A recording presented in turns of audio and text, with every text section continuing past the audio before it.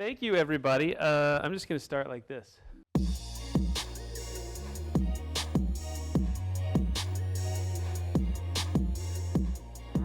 Captain's Log, 2016, Tuesday. Captain Dick Dangerfield sets off on his mission to Greenland to boldly. Were you narrating just now? You can hear my thoughts. Your lips were moving. Your lips were moving. Look, Dick, I just wanted to. That's Captain Dick to you, soldier. I'm not a soldier. I'm just. Not in my army. You're not. You know you're not in the army. You're not even a real person.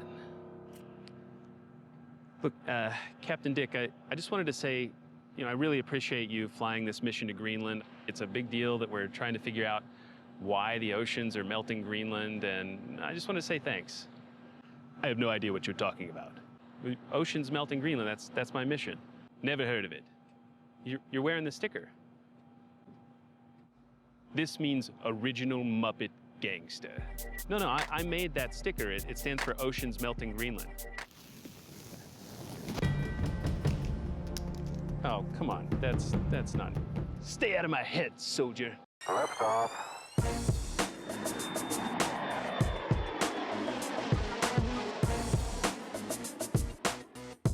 It's just stupid. Introducing my talk for me today was Dick Dangerfield, as you guys saw.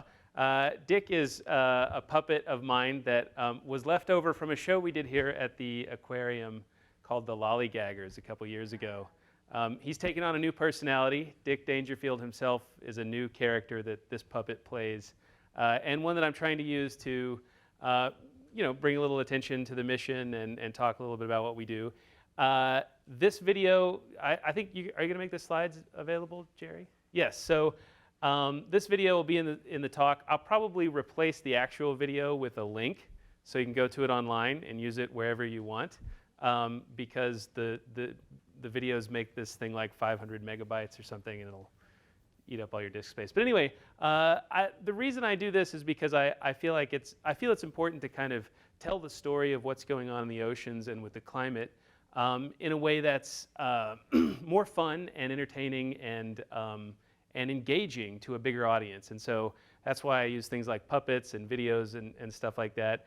And there's a bunch of links to websites in here. You guys can go find all these videos online. You can use them for anything you want. There's 3 Dick Dangerfield videos. I'm hoping to make more. There's also a whole bunch of videos from last year's flights to Greenland, which I'll show you a couple of more here as we go along. But you guys are welcome to use any of that stuff. You can find me on Facebook at facebook.com/climateelvis. Just remember the sideburns. Yes. So if you Google that, you'll find me, and you'll find all these videos if you scroll back through the video feed far enough. So what I'm going to talk about today is this mission that I've been trying to accomplish for the last few years. It's called Oceans Melting Greenland, or OMG for short. Yes, I did pick the acronym. Yes, I picked it for that reason. It's really about, but I always say that as a joke. I picked OMG because OMG, the Greenland's melting. But it also encompasses the actual science that we're trying to do in the mission, which is to understand how the oceans are melting Greenland. So it really encompasses exactly the science we're trying to do, and it's not just a funny name, but actually also quite on topic. So why do we care about Greenland? I'm going to give a little bit of context, and then we'll go into a little more details about the mission. And I'll try and stop early so you guys can ask me questions, but we're still going to watch 2 more videos, and we'll find out the score of the Dodgers game as we go along. Okay, so here we go. I thought Margaret gave a fantastic talk about the oceans. The oceans, Arthur C. Clarke once famously remarked that we misnamed our planet. We called it Earth, but 2/3 of it is water, so we should have called it Planet Ocean. And anytime you look at a globe from the right angle, actually, if you just rotated this a little bit, almost the only thing you would see is the Pacific Ocean. Pacific covers 1/3 of the planet. And it's really our largest natural resource and a huge factor in the climate system. So to think that we're changing our entire planet's climate, one of the things you have to keep in mind is that we're really changing the oceans, and we're doing it in a very profound way, and I'll talk more about how. What is climate? Climate is the long-term kind of usual weather conditions. It's sort of the average of a bunch of weather. So we know that the climate changes all the time naturally, right? It's changing right now from fall to winter, right? It changes every spring and it changes every summer. There are also natural changes that just come and go in a single year, like El Nino and La Nina. But on top of all that is a new kind of change in the climate, which is being caused by human activity and the emission of greenhouse gases. So what do we mean when we say global warming? Global warming is something we all talk about. Some people use the phrase climate change. It's a little more encompassing. But I like global warming because it explains what's actually happening. The globe is warming. And this is what we usually mean when we talk about it. This is the increase in atmospheric temperature over 150, 130 years, something like that. And it's gone up a couple degrees Fahrenheit. And we expect it to go up a whole bunch more. But what does this really mean? So the atmosphere is warming, but what does that really mean? Well, if we look back in the climates of the past, we see that we've actually been living for the last 10,000 years in a period where the climate was really stable. So before 10,000 years ago, there was a huge glacial period when ice covered a big chunk of North America. Chicago was 2 miles deep in ice.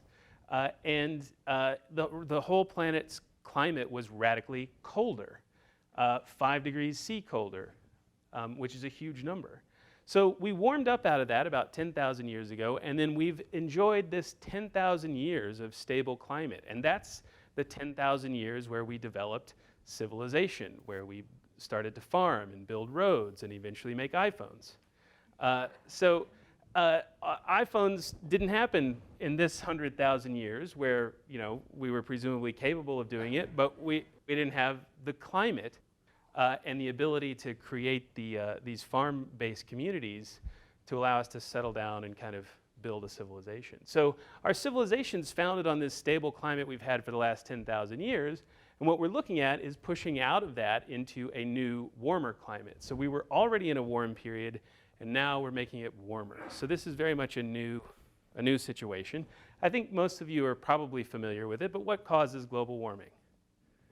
Don't say it's the Astros. What causes global warming?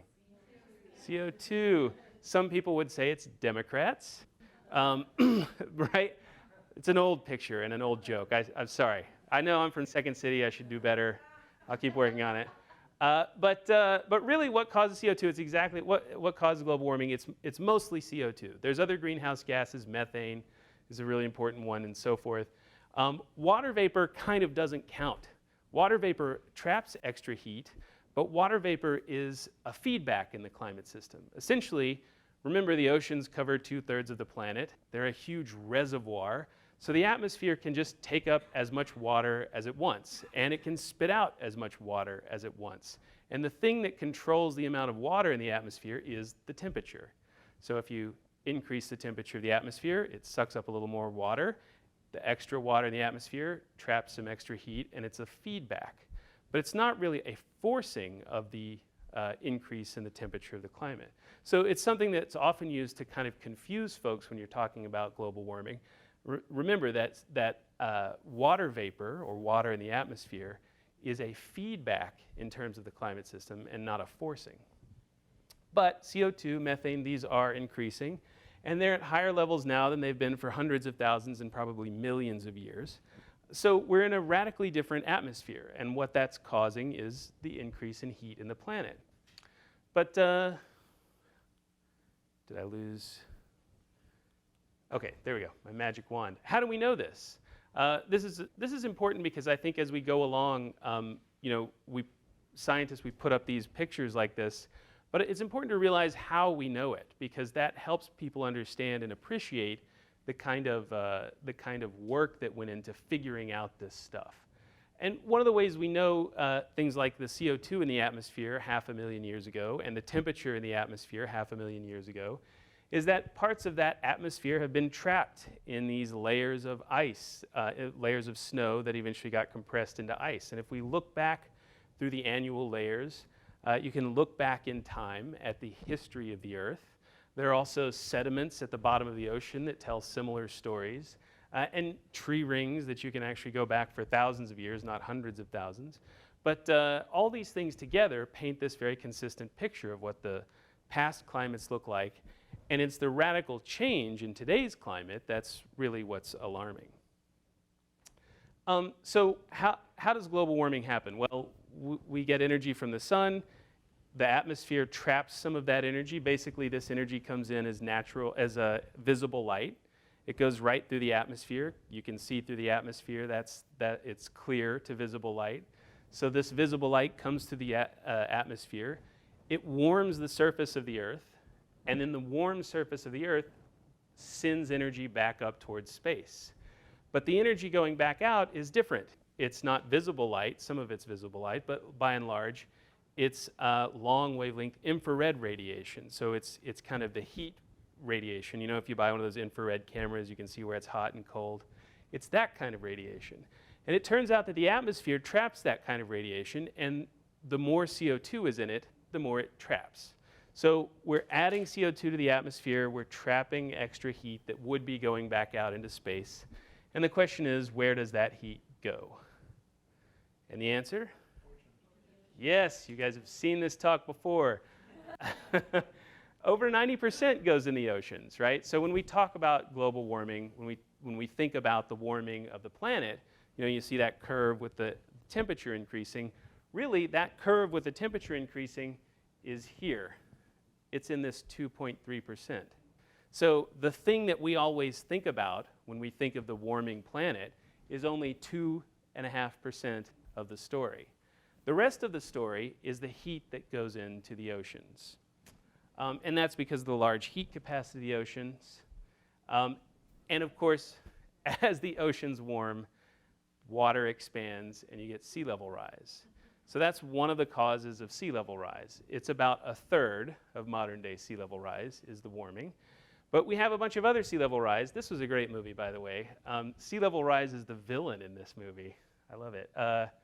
Ice Age something, I don't remember. 2, I think. 3? 3. What's the Dodgers score? 5-1. Okay, good. We're on track, guys. Sea level rise is really one of the most important consequences of human-caused warming. And it's something to keep in mind. Remember, the ocean is 2/3 of the planet. We keep coming back to that idea that this is really a planet ocean. So when we're talking about the rise of the oceans, we're talking about 2/3 of our planet's surface increasing in height. So think about that for a second. 2/3 of the planet are changing shape and increasing the level of the oceans. So it's a massive change. And it's interesting that we have a few markers. You know, we talked about the ice cores a minute ago. There are also sediment cores, and this is some really interesting work from the coast of North Carolina, where they drilled into the salt marshes, and the coast there is actually, let's see if I get this right, sinking. The coast there is sinking. And it's sinking because of the disappearance of the old ice sheet from the end of the last ice age. But it's sinking at a very steady rate. And as it sinks, then the water marches up, and the tide there is very small, just kind of by coincidence. And so it turns out that there are little critters that like to live at a very specific level in the tides. And you can use those critters and the changing depth of the coast there to calculate sea level back 2,000 years. And so for 2,000 years, from 2,000 years ago, you can calculate with a pretty good accuracy that sea level was only about 20 centimeters different 2,000 years ago off the coast of North Carolina. And since that time, we had remember this was part of our stable climate, sort of the end of the stable climate years. We had a little bit of a warm period, or I guess the beginning. We had a little bit of a warm period here, and there was a little bit of sea level rise. This is the Little Ice Age, and this is the Little Where's the little ice age? In here. And maybe there's a hint that there was a little bit of down, cooling in the ocean, a little drop in sea level. Maybe. It's hard to tell. But at the end of the record, you see modern day sea level rise. So this is the so-called sea level hockey stick. 2,000 years of very stable sea level, not much going on. And now, at the end, and this agrees with the local tide gauges, which are about 100 years old, by the way. At the end, we see this rapid rise in sea level. So to me, this is one of the most compelling pieces of evidence that what's going on now for the last 100 years or 100 plus years is radically different than anything in the last several thousand. And really the only thing you can explain this with is that increase in carbon dioxide, the trapping of the extra heat, the expansion of the oceans, and the melting of the ice and increase in ocean levels due to that. So this is sea level rise for the last 100 plus years. It's interesting because it's not really a very good straight line. If you look over time, the rate actually increases, as you kind of expect in an increasingly warmer world. And we also have satellites that measure these things. I'm a NASA guy, so I got to talk about satellites. These things measure the sea level incredibly accurately, and we can see globally that although there's this obvious rise over time, but there's also a yearly cycle where the atmosphere takes water off of land, drops it as rain over, takes water off of the ocean, drops it as rain over land, and it runs back in. So it actually drops the level of the ocean by about 1 centimeter every year. And you can see this kind of breathing of the oceans, if you will, in the atmosphere. But by far, the largest, most significant thing in the data is this long-term trend. And this is one of our most important tools for measuring how our progress in changing the climate, if you will. So why is this important? Why should we care about sea level rise? Well, of course, we're near the coast here. Sea level is rising globally. This is an older number, and I think this has been revised upward by hundreds of millions now. But a meter or two of sea level rise would displace hundreds of millions of people globally. And as we get better maps and increasing population, increasing coastal populations, this population is going to, this population of affected people is going to continue to grow. So this is a major issue. This is something we really are going to have to deal with, and we're going to have to begin to deal with it very soon. Already we're beginning to see coastal erosion, the impacts of sea level rise all up and down our coast here. If you go to someplace like southern Florida, it's really dramatic what the impacts of sea level rise are doing. I think I'm going to skip through this. This is Arctic sea ice. It's disappearing. This is all in the slides. This is a very sad polar bear because he doesn't have any Arctic ice. And this is usually where I say, polar bears are scavengers, so they'll probably just move south and eat Canadians instead of seals. That's a joke. But anyway, well, I'm going to keep moving because I want to get to the OMG stuff. Of course, sea ice is floating, and if you melt floating ice, it doesn't change sea level. It was already displacing the amount of water that it would take up. But if you melt ice on land and it runs into the ocean, that causes sea level rise. And this is happening with small glaciers all around the world. And with the big ice sheets, it's not just meltwater that runs off, but the ice itself actually runs into the ocean. Glaciers calve off ice, and this is one of the things we're kind of trying to study with OMG. There's a couple of satellites. They just recently got decommissioned. They lasted for 13 or 14 years, but they measured essentially the mass of different places on the Earth. So these two satellites would fly around. Their names were Tom and Jerry, and they would chase each other. And whenever one went over something heavy, the pull of gravity would cause it to speed up.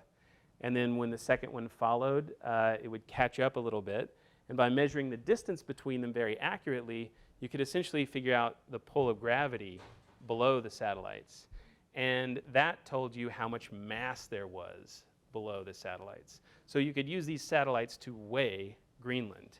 And actually literally weigh the disappearing ice. These are out of order, but I'll come back to that in a second. But you don't need satellites to see this. Of course, we have old photographs of things like glaciers in Alaska from the 40s. There's photographs like this all over the world in Greenland. More than 90% of all the glaciers in the world are in retreat. And some of them are incredibly dramatic. This one has retreated miles into this canyon. And that's very common all around the world. There's the disappearing ice in Antarctica as well. This is another case of floating ice. So all this ice here is actually a shelf of ice that's flowed off the land in the form of these little glaciers, and then it spreads out and gets a little thinner, and it makes this kind of blanket of ice called an ice shelf.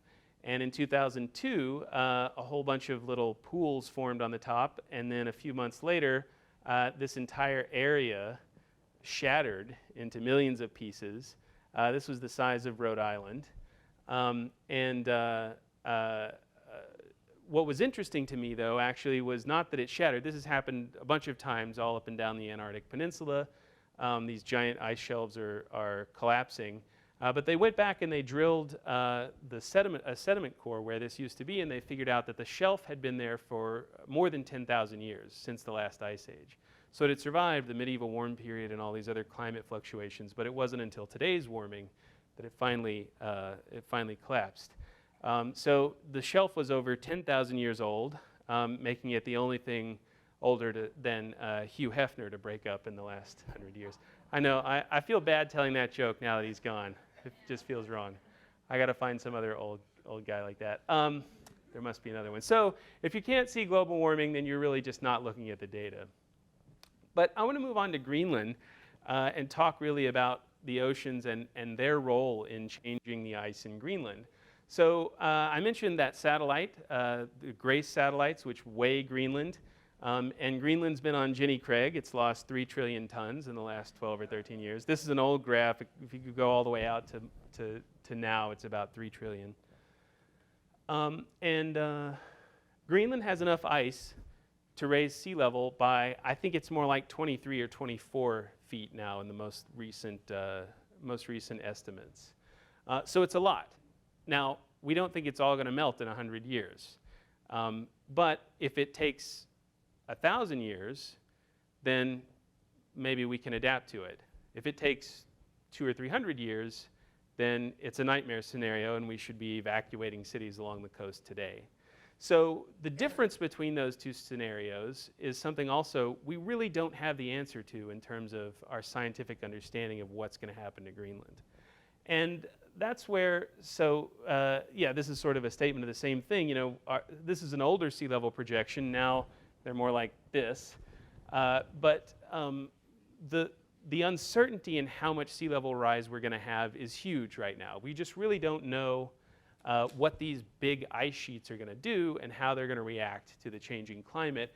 And it means that even if we cap emissions and we stop warming at 2 degrees, then we could get 4 or 6 feet anyway. And you know, if we don't, we might still only get 2 or 3 feet. So we really just don't have the scientific understanding of how these things work to say much more than that right now. So sea level projections out to 2100 take with a grain of salt. They're getting better, but if somebody tells you they know what sea level is going to be in 2100, then they, you know, shouldn't be betting on Dodger games. What's the score? 5-1. Okay, good. We're still okay, guys. So the mission that I want to talk about, Oceans Melting Greenland, or OMG, this is our website, at omg.jpl.nasa.gov. There's a bunch of stuff on the website. The more fun stuff is on the Facebook page, Climate Elvis. Remember that one. But you can keep track of kind of the mission, what we're doing. You can download data from here. Our data is not in super friendly formats yet. We're working to get it to be more accessible and have tools to view it. But we're doing what we can. But the basic idea for Oceans Melting Greenland is to look at the ice sheet and the oceans surrounding it, and ask how are the two related. And the first question you might ask is, why should they be related? Well, the ocean's warming, okay, maybe that makes the air a little warmer, and it melts more ice or something like that. But there's actually a really direct reason why a warmer ocean would melt more ice. And you can see it in this picture of the trend in sea surface temperature over the last 20 or 30 years. So it's really warm right here, and it's really warming right there. And in both of those places, the ice is melting, that's the dark blue, sort of the fastest, and it's kind of concentrated near the coast. It's warming here too, but it turns out that all the glaciers on this side have kind of retreated pretty far already. If you see a true color image of Greenland, you'll see that this is all kind of land colored. The ice sheet doesn't really start till way up here. So this part isn't feeling the ocean, but for some reason this part and this part are feeling the ocean quite a lot. And so what Oceans Melting Greenland, what this mission is trying to do, is answer the question, to what extent is the ocean responsible for the ice loss in Greenland? Now, OMG, it's a 5-year-long mission. We're about halfway through. We'll probably be collecting observations through 2020. And it's an experiment. So we're measuring this and we're measuring this, and we're trying to figure out how the two are related so that we can make a better prediction for sea level rise in 2100 in the long run. So let's see, here we go. So why are these two things connected, the oceans and the ice? It turns out that the ice in Greenland is so thick and so heavy that it's depressed the land, and it's depressed it down below sea level. So a huge chunk of the ice in Greenland is actually sitting below sea level. And even though it's a giant block of ice, it still moves. So the ice literally flows off of the continent into the ocean in the form of these ice rivers or glaciers, also called ice streams. So these ice streams reach the water, and it turns out that a lot of them sit in these canyons that are so deep, they actually sit below sea level. And some of these we've measured sit 5, 6, even 800 meters below sea level. So if you think about that, you see this 200 or 300 foot wall of ice right at the top, and then you realize there's 1,000 feet more of that wall of ice below the water. So there's a huge face on this glacier that's free to interact with the ocean waters. What's interesting about the waters there too is that the water in the region right around Greenland is upside down. So you have this water that's from the Arctic that's cold, but it's really fresh. It doesn't have much salt. And because it's fresh, it's lighter, and it sits on top of a layer of warm but salty water that comes from the Atlantic. So you have cold water on top of warm water. And it's this warm water which is beginning to reach in and eat away at the bottom side of the glaciers. So literally, Greenland's ice is being eaten away from below by the oceans. And part of what we're trying to do with OMG is figure out how much this is happening and how much it's responsible for the ice loss there. So we have a bunch of measurements we're doing. We're trying to measure the sea floor, because it turns out there's a bunch we don't know about just how deep the water is there. So we had a ship out measuring it. We had airplanes measuring gravity. I won't talk too much about that, but you can figure out the seafloor shape from gravity if you're clever enough. And the reason is that we have pretty good understanding that there's these big canyons that have been carved by ancient glaciers, and the ice flows down through these canyons. And if you look offshore, you can see that these canyons extend down into the continental shelf. So these ancient glaciers literally carved the canyon all the way down to the end of the continental shelf. But if you look at the maps of the sea floor, a lot of times you'll see something like this, where we had a little data here and a little data here, and we interpolated between them. And so we wiped out the canyon. So literally, we know there's probably a canyon here, but our maps of the sea floor don't have a canyon. And it's just because we didn't have enough data. So what we did is we drove the ship around through all these places and collected data about the seafloor depth. And that turns out to be a really important thing. We also measured gravity. I'm going to skip ahead on this. You can read about gravity on the website if you want, or you can ask me questions about it if you remember it. But mainly we drove this ship around, a whole lot here in the northwest where the data was very poor, and here in the southeast where also we were missing a lot of data about the seafloor shape and depth. And we figured out that, yes, most of these canyons really do connect with the deep offshore canyon. This was one of our boats. We've got some really great, amazing drone footage. You can find it if you dig around on the website enough. It's cool. This was a ship we commissioned from Iceland. I'm going to go back really quick. The other thing that's cool, if you look at this, so here's the ship. Off in the distance is the glacier. So this is the river of ice, and this whole canyon has been carved by a glacier at one time or another. And way off in the distance, you see the edge of the glacier. You see that it rises as it goes back off into the distance. That's rising up to the center of the ice sheet, where it's the thickest. And all this kind of messy white stuff is ice that's broken off the edge in the form of icebergs and kind of been trapped in this area. So this place, you can get great data up to here, but you don't want to drive the ship all the way to the edge, unless you're really brave. So this is just an example of how we've been able to use the data from the ship and extend it kind of underneath the glaciers to figure out what the bed of Greenland is like underneath the glaciers.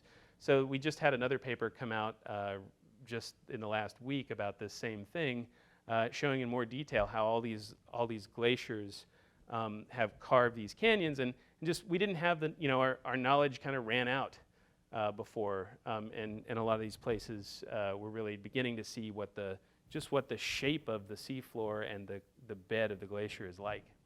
And as you can imagine, that's really important for trying to figure out what's going on. More of the same. I'm going to skip ahead here. This is the gravity. Gravity, and if you measure it really carefully over the ocean, also tells you about the seafloor depth. And we did these gravity surveys to help fill in where we couldn't take the ship. But let's get to this is more seafloor depth. So this is kind of interesting. So this was a big glacier, the Cornell Glacier, and I forget what this one's called. But these two glaciers actually used to come together back during probably the last ice age. The ice streams flowed all the way down to here, where they joined up, and it actually gets, the dark blue is actually deeper, and down here it's 1,500 meters below sea level. So these two ice streams came together, and the weight of them gouged out a really deep trough.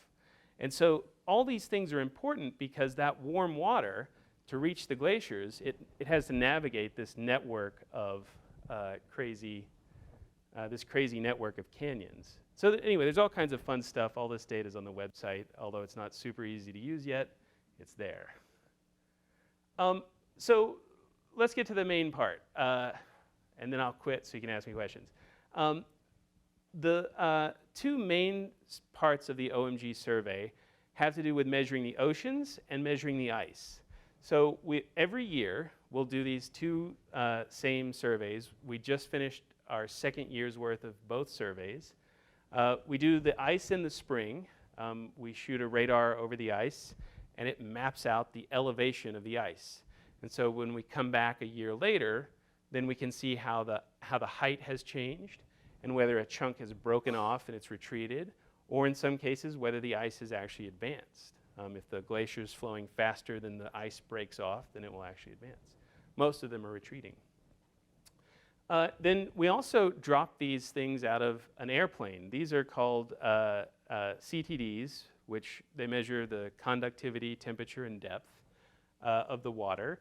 And so we throw them out of the airplane. They fall on a parachute. They land in the water, and then they drop a little like torpedo that goes all the way to the sea floor.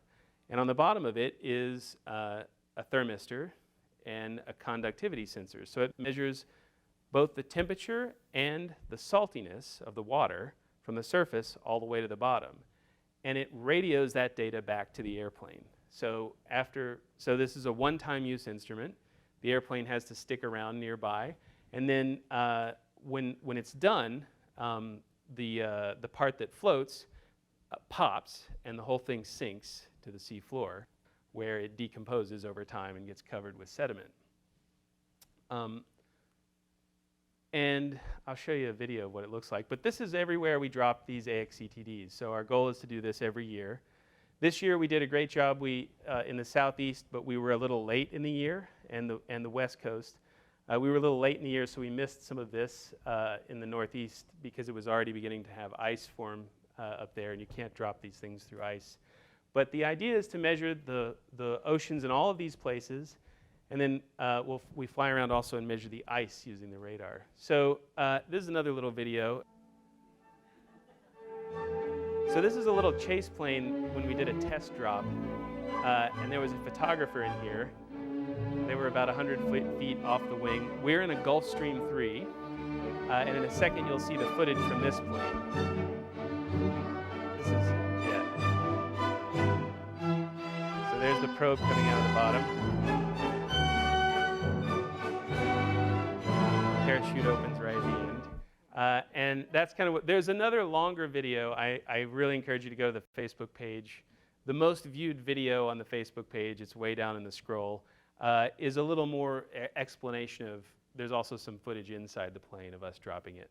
I got another one at the end, you'll see it. But yeah, check out the Facebook page to get a good idea of what it's like to do this mission out in Greenland.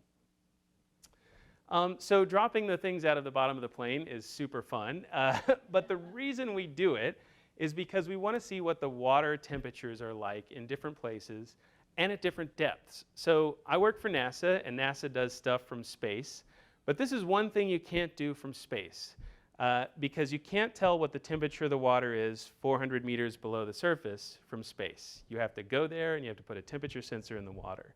And so that's what we're really doing. And what you see when you do that is, just like we said, there's this layer of cold water. The blue is cold here, and this is shallow. And then there's underneath that is a layer of warm water. And this layer of warm water is what's reaching into the glaciers, interacting with it, and eating away at them. And there's a whole bunch of words on this chart. You'll get the charts. You can read the words later. But that's the basic idea. It's the warm, salty water that's doing all the work here. It gets colder as you go north. I'm going to move on. Another thing that was really interesting, so last year we did our first big survey of all these points, and we dropped a bunch of sensors in Scoresby Sound. So this big, on the east coast of Greenland, kind of comes to a point. There's this sort of horn, and then there's a big fjord system inside of that. That's called Scoresby Sound, and it's had a couple of ships in it. And in 1990, a ship drove in there, and it collected a bunch of data. And last year in 2016, we collected some other data. And when we compared the two, we saw that it's warmed by about 1 degree C, not just at the surface, but all the way down at 500 or 600 meters. So this is a pretty big signal. And if you look upstream, so the currents here kind of go around and come down the coast like this. If you look upstream at temperature at 500 meters, there are some data along the shelf right here that go back over time. So we have kind of a time series, and from 1990 to 2015 or 16, it's warmed by about 1 degree C. So we think this is actually a long-term increase in the water temperature. Now, this is not necessarily water temperature that's warmed directly from global warming. If you look, it's also interesting, I didn't show it, but the salinity has changed a bunch too. And what that suggests is that this water, more of this water is coming from the Atlantic than from the Arctic. So we're changing the mix of water that's reaching the glaciers, and that's probably what's doing a lot of the melting in this region. So it may not be as simple a story as ocean heats up water, water eats away the ice. It may be ocean heats up water, and then wind changes, and we get a little more water from over here than we got from over there, and that eats away more ice. So this is one of the mysteries we're trying to kind of delve into with OMG. I don't have the answer yet, but the ice is melting. This is our radar survey. So we fly the plane over all of these places, and we collect elevation data. Kind of looks like this. This is one way up in the north called Peterman. the reason we do this is because some of these glaciers, this is data that predates OMG, but we're beginning to get maps like this now too. Some of these glaciers are thinning by tens or 50 meters a year. So that's like 100 feet of elevation change because the glacier's thinning and speeding up. So that's what we're trying to measure with the radar, and we do this survey every year. We just got our second year this year, and we're just beginning to analyze the data. This data is kind of complex. It takes a little while longer to analyze.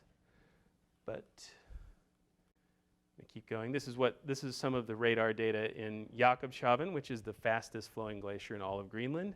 And it's also the fastest retreating one. There's actually data from where this glacier ended 100 years ago, and it was miles and miles out. You can see if you zoom in on the elevation data, you can see all kinds of stuff. So this is the glacier, and then there's all these cracks as you get close to the edge, and then these are icebergs, and the water's kind of flat. It's kind of interesting, and you can actually go to the website and download these data in the form of a KML file, which you can load into Google Earth. So if you're familiar with Google Earth, it'll actually take this picture. It's a big file. You have to wait a while, and it downloads, but you can actually look at these elevations in Google Earth, so you can pull this picture up and zoom way in and see all the detail. It's kind of neat. I think I have one more video, and then I'll stop. Monday, October 10th. Although our primary This is last year. science mission is now complete, we set out on one last science flight to map a major fjord system in East Greenland. Although it was our last day in Iceland, the crew was eager to do one last science mission over the spectacular terrain in Greenland.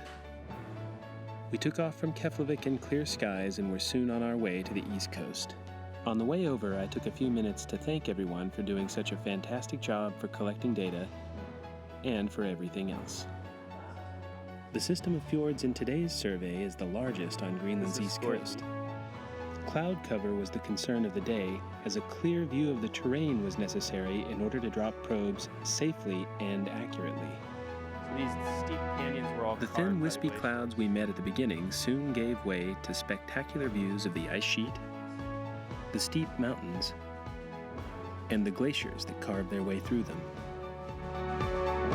Water reaches in more than 100 miles from the coastline to find the small but important glaciers nestled at the end of the fjords. Rugged terrain was present at some drop locations, as well as a thin layer of ice that had already started to grow. Nevertheless, we found several areas with clear water next to sizable glaciers. In some places, the water was more than 500 meters deep and over 1 degree Celsius, plenty warm enough to enhance glacier melt. The very last probe we dropped was signed by the entire crew. This was a special drop, as project manager Steve DiNardo handed over his seat at the equipment rack to me and headed to the back of the plane to make the last drop of the mission himself. It was a successful drop, yielding a flawless profile and a fitting end to a breathtaking survey day. We collected 7 temperature and salinity profiles in a fjord system with no known historical measurements. But I thought so at the time. After demonstrating our ability to collect data deep within the narrow fjords and high canyon walls, I marveled on the way home, not only at the landscape, but also at the amazing accomplishments of this highly skilled OMG survey team. So, until next year, Over and out.